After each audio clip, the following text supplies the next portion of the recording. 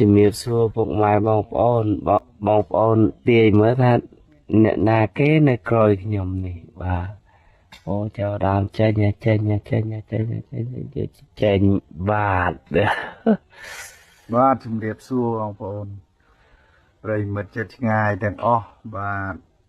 បែកគ្នាជាមួយប្អូនប្រុសប្រហែលថ្ងៃបងប្អូនចេះតែសួររតែចូលមិនដែលឃើញ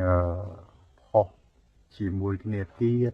រវល់គាត់ច្រូតស្រូវ ច្រូតស្រូវប្រមូលផលសត្វផ្កាម្លិះបងប្អូនអើយស្រូវគាត់ល្អ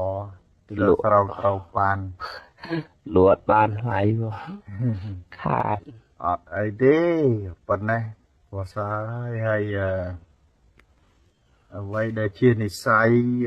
រត់រកគ្នាមកពីនិស្ស័យដូចគ្នាបាទយើងមាននិស្ស័យចូលចិត្ត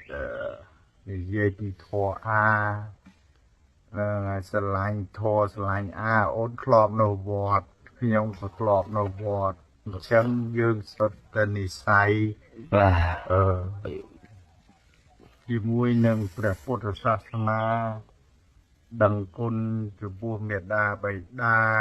ដឹងគុណចំពោះបុព្វការីជនអ្នកណាក៏ដោយឲ្យតែធ្លាប់ឲ្យយើងសូម្បីតែបាយមួយដុំក៏នឹកគុណគេជារៀងរហូតគេឲ្យជាយោបល់ថាអ្នកឯងមកធ្វើការមន្ត្រីរាជការទៅកុំធ្វើការឯកជនវាមិនដូចមន្ត្រីរាជការទ្របខណ្ឌរដ្ឋហ្នឹងយើងពេញសិទ្ធជាបុគ្គលិករបស់រដ្ឋបាទមានអីមានប៉ូលីសព្រំដែនឬក៏ពេទ្យឬអូតិចណាយោធាកងទ័ពយើងហ្នឹងអញ្ចឹងបងប្អូនគិតថាវីរៈកងទ័ពជួរមុខយើងគិតថាមានតែកងទ័ពមានតែទាហានមិនមែនទេអញ្ចឹងវាមានច្រើនមានប៉ូលីសព្រំដែនមាន PM មានកងអង្គរៈមានឆាត់រូកងទ័ពពិសេសឆាត់យោងទៀតបាទអញ្ចឹងបងប្អូនខ្មែរយើងទាំងអស់រួបរวมគ្នាបានទៅជាវីរៈកងទ័ពជួរមុខទាំងអស់គ្នាអញ្ចឹងខ្ញុំសរសើរបងប្អូនខ្មែរយើងរួបរวมគ្នាតែមួយស្រឡាញ់គ្នាការពារទឹកដីបូរណភាពដែនដីគឺល្អប្រពៃណាស់អញ្ចឹងការចែកអំណោយមានទេយ្យទានមានទឹកសុទ្ធមានអាវរងាអីឃើញបងប្អូនយើងចែកបាទបងប្អូនជួយមិនចែកតែទាហានទេគឺប៉ូលីសក៏គាត់ចែក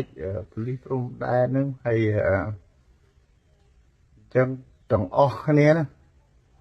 ទាំងPMទាំងកងទ័ពពិសេសឆាត់យោងដល់បាទអរគុណបងប្អូនដែលតែងតែជួយជំនួយដល់ពួកខ្ញុំទៅសមរភូមិមុខបាទអរគុណធំអរគុណមែនតែន